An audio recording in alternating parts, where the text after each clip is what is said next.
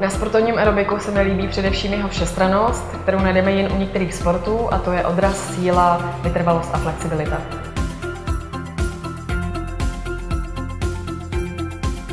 Ve vrcholovém sportovním aerobiku máme obvykle dvoufázové tréninky, které jsou časově velmi náročné a občas některý z nich vymění za cvičení body a tím získá větší prostor pro tolik potřebnou regeneraci.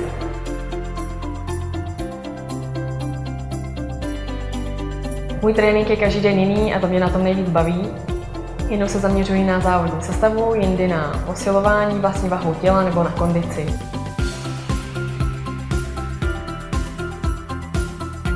Na body oceňuji časovou efektivitu a intenzitu tréninku. Pro mě toto cvičení znamená součást profesionální sportovní přípravy, ale pro širokou veřejnost má řadu účinků od zlepšování kondice přes varování postavy až po odstranění bolesti zad nebo celulitidy.